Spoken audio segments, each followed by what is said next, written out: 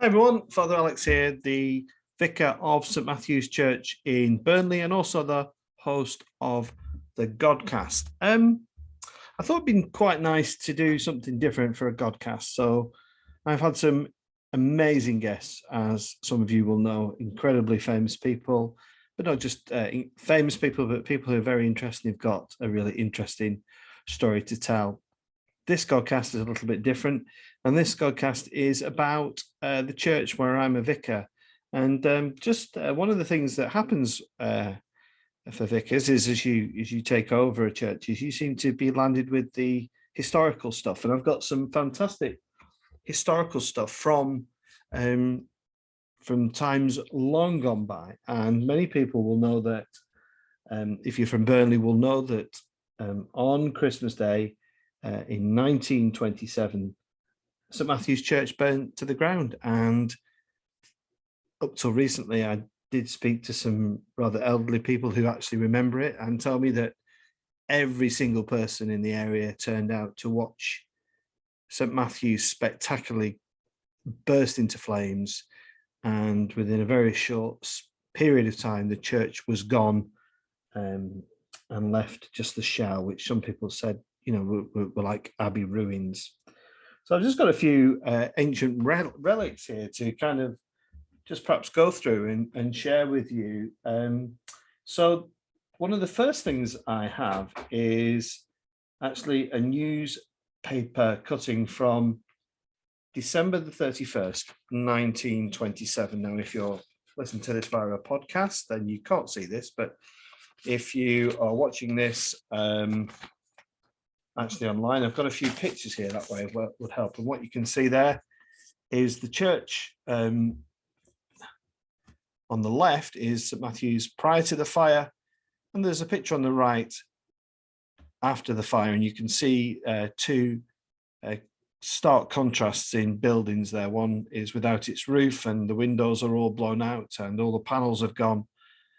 So this was widely reported, and this on the other side of the document is actually the, you might be able to see there, St Matthew's Church in ruins, Burnley's most beautiful fabric, destroyed by a Christmas Day fire. That was in 1927. And I sometimes wonder what it must have been like. Sometimes wonder what it would have been like for the vicar to come out of his vicarage and discover that his beloved church was being destroyed and there was absolutely nothing he could do about it. And I also wonder what the parishioners may have thought as well. In 1927, not long after the First World War had ended, I would guess the church would have had huge congregation numbers. I have actually got other pictures and photographs where the local community has turned out for walking day at St Matthew's in Burnley, but also it's now what was then a sister church of Holy Trinity, which sadly is no longer a church. It's there, but it's flats actually. So there was the news that I've got another one here, which is these some really dramatic pictures on here. This again is in the Burnley Express, and this is from the same paper on the 31st of December in 1927. And this picture really is quite stark. It is the picture of the church actually alight and absolutely aflame and crumbling to the ground. And gosh, it's really quite sad to see. There's another picture here, if I can show it to you. So this is a picture, I'll try and explain to you if you're listening via a podcast, but this is St Matthew's Church. And this was taken just afterwards. There's a lot of snow on the ground. And there is the remains of St Matthew's Church. Very little to see other than the shell. And if you're familiar with Bolton Abbey or Whalley Abbey, then you'll get some idea of the state of the building. It was absolutely destroyed. Now, I do wonder how you recover from something like that. And well, St Matthew's Church decided, well, we must go on. And I do know they relocated to another church for a period of time, for I think about 5 years, if I'm not mistaken. And then there was an appeal here. Again, I'm showing on the screen an appeal by St Matthew's Church to try and raise funds. And on the back again, they've got a picture of the east end of the church burning on Christmas evening. There it is. And again, if you're listening on podcast, it's just a shell of the church. But this was the aim. I'm just going to read you what the aim of the appeal was. The immediate aim of the building committee is to re-erect the church in beautiful and dignified form with all the essentials for the resumption of public worship. They had hoped to do this within a year, but I don't think that happened. But for this purpose, it is estimated that £20,000 will be required, which the sum of £9,500 is available out of the £12,500 received from the insurance company. The large sum needed cannot be raised without generous effort and sacrifice, but the committee are confident that the people of Burnley will not endure to see the church standing in ruins, and therefore appeal urgently for £10,500, not only to the parishioners and congregation of St Matthew's, but to all the Burnley people who share their grief at the loss of this fine church. Well, perhaps if you're from Burnley or you're from Lancashire, you perhaps shouldn't be too surprised that that's exactly what did happen, and the funds were raised for the restoration of the church, and it did reopen. And I have got some more stuff here. This is from the 4th. This is from the Burnley Express when the church reopened. This cutting is from April the 4th, 1931, and what I have here is a picture of that unique day. And I'm going to show it to the camera, but if you're listening again, I'll try and describe it. So what we have here is St Matthew's, which really doesn't look any different to that now. It's got all the seated chairs. St Matthew's has never been a church with pews, and what you can see there in the sanctuary is the bishop kneeling and obviously praying, and a very large congregation. Now, you might be surprised by thinking, well, everybody's dressed in black. It could actually look like quite a somber occasion rather than a celebration. But this church was reopened. Our beautiful church did reopen. And I was reading what the Bishop of Blackburn said at the time. He said that, where is it? Oh, he said, it came to destroy, but may we not hope and believe that metaphorically it has come to sift and purify. The foundation of this building remains the same as it always was. The foundation on which the Christian life is to be built up in this place remains the same as it always has been. For 1900 years, Jesus Christ our Lord. So, yeah. And so it did reopen, and people came back. There's a few quirky things that I quite like in some of these newspaper cuttings. This is some of the adverts that obviously advertising has been going for a long time. There's an advert here which I think is for Batman Flake, no less. Batman Flake, and Batman Flake is a tobacco, and it's there. And if you're interested at that point, it was 8.5. What is that? Shillings per ounce? No, it can't be 8.5. I don't know. And then above it is there are lots of other adverts for little. That there was a new Ford out. The new Ford Tula Saloon was out in that year at a very reasonable price of £185. So that was well worth taking out. Another advert, the Pigeon Post, which is two Ds a week, devoted to the sport of pigeon racing. And and there's an advert there for Porrits, which was a high-class provision of bacon, butter, and Cheese, and that was on Chancery Street, which is not actually a street I'm familiar with. So the church did rise from the ashes, and just moving on a little bit further in this little short Godcast, I found a newspaper cutting from the Burnley Express some years later on the October the 23rd in 1979, and well, I like the heading of this church. Well, show it to the camera. St. Matthew's, the People's Church. They were celebrating 100 years of worship in 1979, of course. And it says, the missioners visited the public houses in the parish, and a most pleasant reception was given everywhere. One man who said he could not come to church because he had no boots was invited to come in his clogs. When the war broke out, there was a sudden rise in unemployment, and as in the past, the church sought to alleviate distress by supplying free dinners in Piccadilly Road. Up to 100 meals were served each weekday.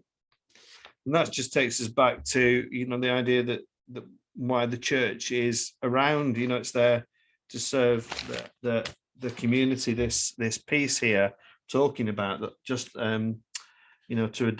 to alleviate the distress that had been going on from the war. Well, St. Matthew's kicked into action, and 100 meals were served each weekday. Every day, St. Matthew's was serving and preparing 100 meals a day for the local community. It's just like, it's quite thought-provoking, actually, because obviously we've been doing stuff in the community, but this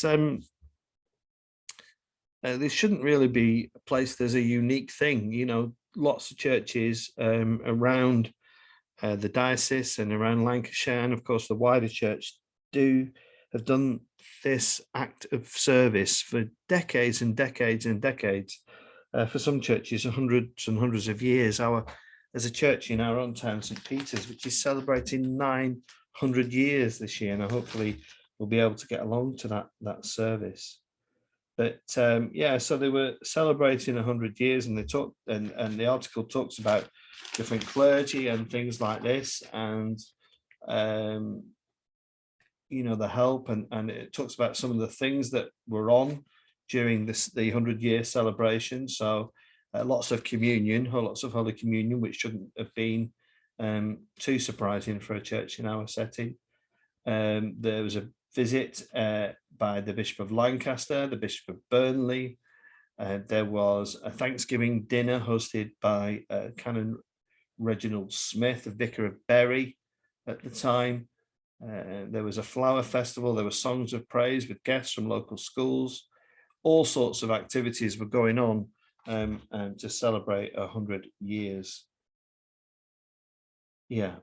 So it's quite extraordinary. The church, it's not the oldest church by any means, but it's a church of interest, certainly. And I've got a few other things here. I've got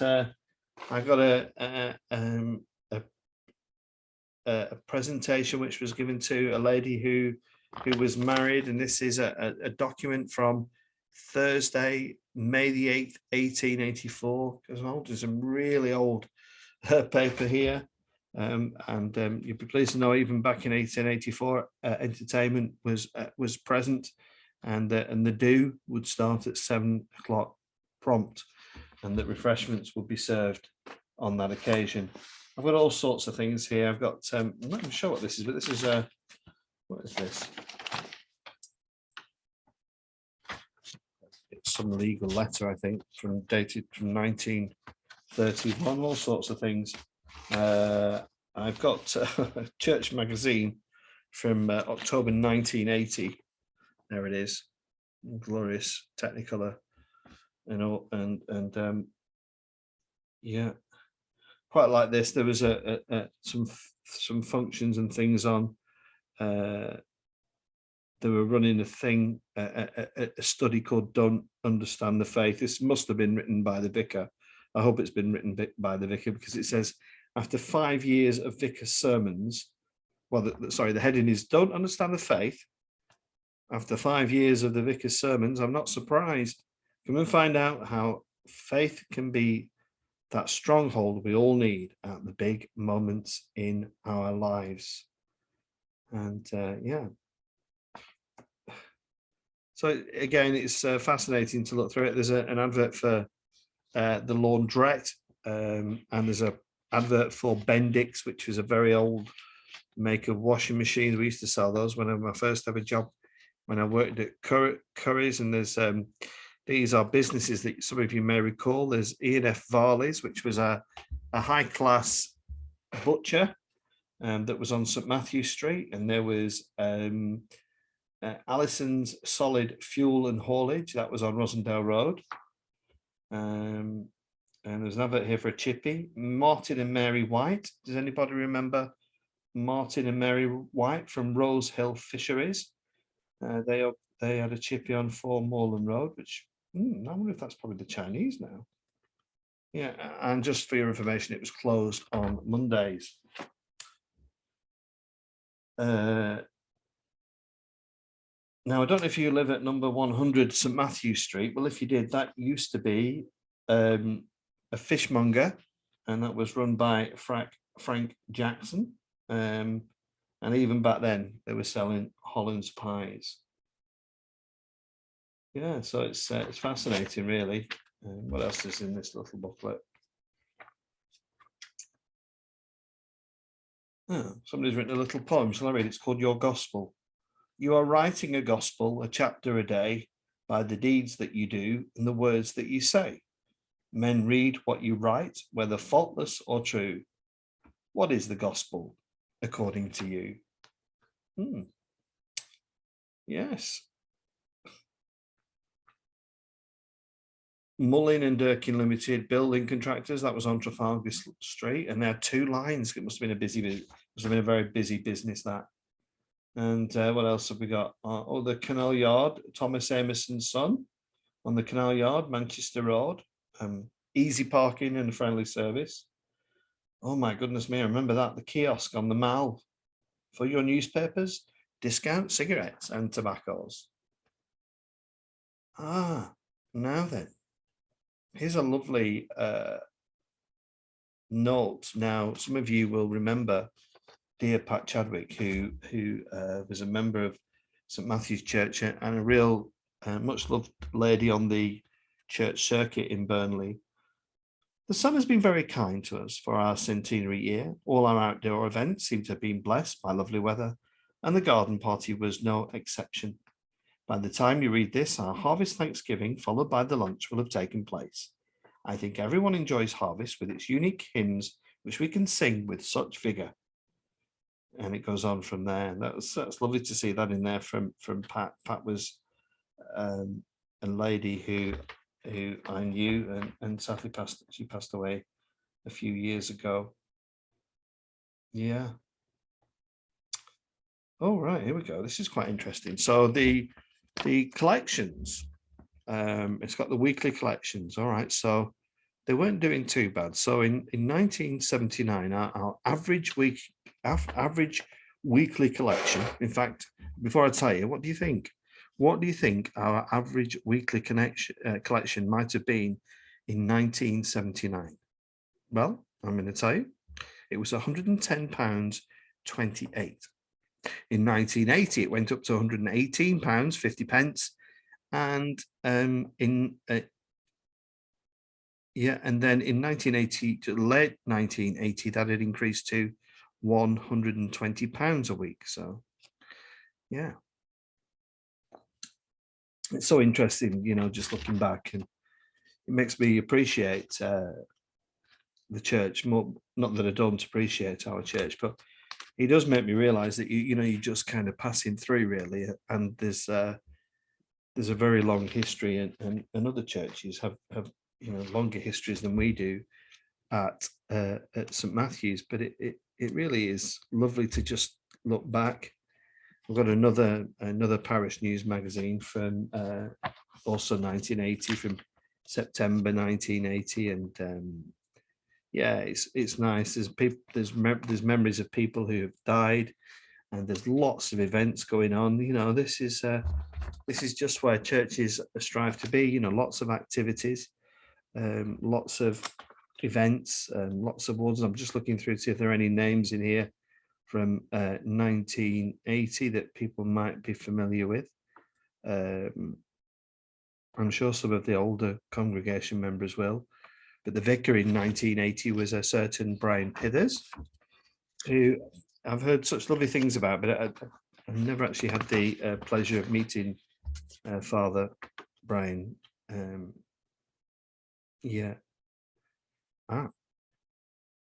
Reverend A.T.J. Mackerel was the honorary assistant. Now that will be the father of our reader Jackie, and that's really interesting. And yes, Patty's on there as church warden. Mr. Mitchell, secretary in PCC. Not much changes. And we've got some synod reps there, names that might be familiar. Mr. G. Stiller, I think husband to Heather, who's still with us at St. Matthew's. Yeah. Sunday school superintendent was a lady called Mrs. Burton, who is somebody who I know. Yeah, it's so interesting. It really is. But yeah. So there we are. I don't want to waste too much of your time and valuable hours and moments, but I just thought I'd just take us on a whistle-stop tour there, just particularly around the fire. It's so joyous that the church survived. It is a wonderful place. It's so fascinating. Reverend Cat and I were chatting, and Kat's been doing some work with the student about buildings and how they evolve and whether they change and move, obviously not physically, but whether they change with the times and move with the people. And I think St. Matthew's has certainly moved and changed over the last few years, but still needs to continue to move and change. And so that well, I'm not sure there'll be many paper copies of the Burnley Express in 100 years from now, but I'm sure there might be some digitized format, and it would be wonderful that as time and months and years evolve, when it comes for my time to say goodbye to St. Matthew's, this gets passed on to the next incumbent and the next and the next and the next. So yeah, thanks for watching, and thank you for listening. And like I say, it's just a one-off Godcast. It's really just a bit of something a little bit different for people who like a bit of church history and have got an interest in St. Matthew's Church. So thank you for watching, and whatever you're doing, I hope you enjoy the rest of the day. But for now, I send you my love and very best wishes from myself and all of us at St. Matthew's Church, Burnley. Bye.